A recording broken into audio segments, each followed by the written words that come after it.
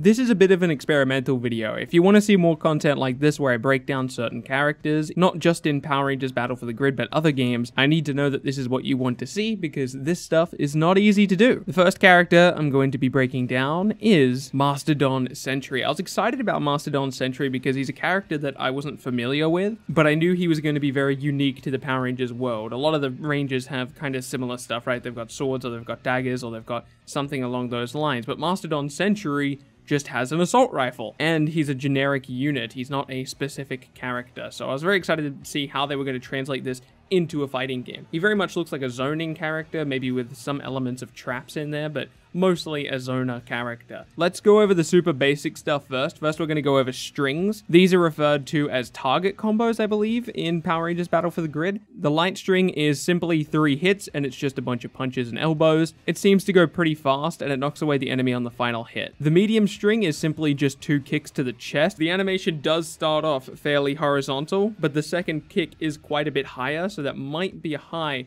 instead of a mid, so players will be able to duck that. Although we don't have confirmation on that, that's just speculation based on the animation. Now, his heavy string is a bit different than most characters' heavy string. It was confirmed on stream that you won't be able to necessarily combo into it through standard means, which is normally like, you know, light, medium, heavy. But in this case, you won't be able to do that because his heavy is really slow, but it's because it's an overhead. So let's have a look at the full heavy string. As you can see, the assault rifle comes flying down into an overhead and then a shoulder charge into a gunshot, which knocks the opponent a pretty considerable distance away, which is important because we're talking about a zoning character. Just to go over lows, this is his crouching punch. It seems to be pretty fast, but it doesn't have a whole lot of range. But when you're playing on a zoning character, speed is kind of important because you're going to have very few options to go fast. So when your opponent's on top of you, this will probably be the button you're going to hit just to go into a short combo to push him off of you. His crouching medium is a sweep. It does not knock down the opponent, and it looks like you'll be able to string into a combo. More specifically in this clip, he combos into the crouching heavy, which is a gunshot, which goes pretty fast and seems to have a pretty considerable amount of block stun. So you're going to be able to move around quite a bit. Throw this out, but he can cancel into a shoulder charge after it. I don't know, that one's going to require a bunch of experimentation. I don't think I fully grasp this heavy move. This is his air light move, and it crosses up. I don't know if that actual hit was a cross up, but he landed on the other side, which is already super valuable. The jumping medium is an amazing air-to-air. He puts the hitbox pretty far in front of him. He twirls around his gun. It's a really nice air-to-air. Good move. Now, before I show you the air heavy, I do want to show you the air special, which is really nice. It's an air-to-ground gunshot. It applies a little bit of block pressure, but nothing crazy. Like, you won't be able to land and be safe. I'm pretty sure the opponent has time to move before you land, but still, that's a really nice move. With assist coverage, it's going to be really hard to punish Mastadon Sentry for throwing that out. And what we see in this next clip is him use the air special into the air heavy, again proving just how nice that air control is going to be for Mastadon Sentry. A horizontal projectile, that's a lot of coverage he's got on his own character with no assist. I'm liking it so far. Next, we have his universal anti-air, which looks like a pretty decent anti-air. It does launch, which is nice, but the universal anti-air mechanic looks really important for combos. That won't just be a Mastadon Sentry thing, although it is worth noting that is a really nice hitbox. Now we can go over the exciting part, the specials. Look at how many zoning options we've already talked about on Mastadon Sentry, and we haven't even talked about specials. Starting with neutral special, it's just a standard double gunshot.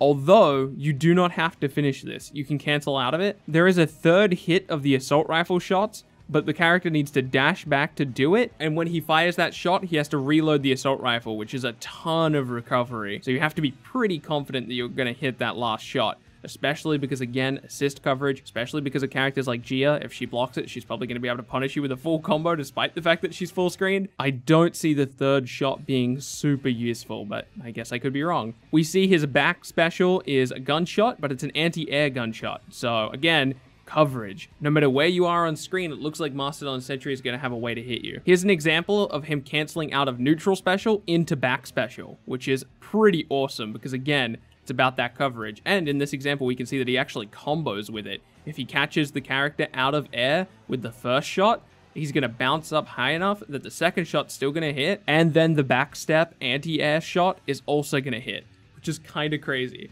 We then get a look at forward special, which is a mine. You can cancel out of neutral special into forward special as well, so there's some interesting mix-up things you can do there. We can also see, again, this is also an example of him canceling out of the assault rifle after only one shot. You don't have to wait for both shots. What we saw from the footage is that the mine appears to just disappear quite quickly, which I'm a little bit worried about because, in all honesty, I don't think the mine is too good. Based on the footage that we have, it doesn't seem to do a ton of damage, and it knocks away the opponent. So there's no comboing into or out of this, unless maybe you use a Megazord or something like that. It would be pretty advanced level combos to do something impressive with this. So I'm not sure how useful the mine's going to be. However, I think mixing up the opponent is very important for a zoning character, or else it's very easy to get past them. So this mine, even though it's not very strong, could be just a valuable tool to his kit, just to do something that isn't spamming projectiles, which of course the opponent will be able to counter super easily if they're used to you doing it. So again, mixing up is important. We get a look at his EX move, which, as far as I can tell, every character in this game only has one EX move.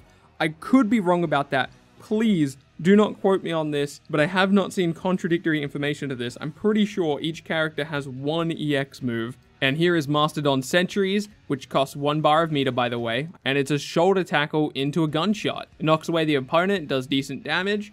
It's going to be a very important tool to get characters off of him, which again is going to be very important for Mastadon Sentry's game plan. This is usually the opposite of true for zoning characters, but he seems very not meter dependent. All of his zoning tools that we went over don't require meter. The only thing that requires meter is his get off me move, which is the armor move we just went over, and his super attack, which is a counter. Speaking of which, if you haven't seen that, here is the super attack. Again, it's a counter, so the opponent has to hit into it for it to do anything.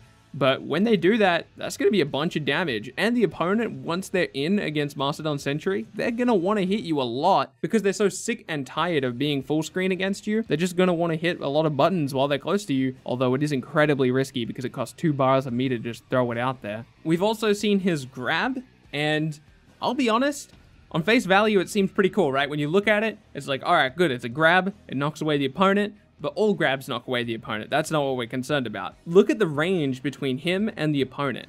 Now, granted, he can act before the opponent, but they're pretty close together. So his grab doesn't look like it's going to be an amazing tool for his general game plan. But, you know, looks can be deceiving. He could backstab here. He could start going into his zoning options. He can throw out his mine. But I think what I wanted from this move was kind of a reset of positions. Put you back at full screen, put me further away, especially considering how fast-paced this game's going to be. I think that would be very, very valuable for his moveset, but it looks like a pretty standard grab. And finally, the last thing to go over with Mastadon Sentry is his assist, and it seems super, super good. It's a standard shot that goes horizontally, and then he does his backstep anti-air shot. So if he's on your team, you have a lot of coverage. Even if you don't have the character out at the time, you're going to be able to do some pretty cool stuff with him. And because of the way that tagging in and out in this game works, for people who don't know, you can actually just actively switch into the assist you just called at any time. So at the end of this shot, I could choose to go into Mastadon Sentry. I think that's the way it works. I don't have my hands on the game, but I'm pretty sure, based on what I understand about the gameplay that they've shown us, pretty sure you can do that. And if that's the case, if you land this anti-air shot after the assist and then you can switch into Mastadon Sentry and start zoning from there, I'm probably gonna play Mastadon Sentry because A, his zoning options look super fun. He seems very cohesive for a team. He seems to provide a lot of utility for the team. Definitely a character I'll be looking at upon release. So there you go. There's my breakdown of Mastadon Sentry. Let me know what you think in the comment section below. Would you like to see more of these breakdowns? If you're new around here, remember to subscribe. Leave a like on the video. It helps other people find it. My name has been Bilbzy, and I'll see you in the next video.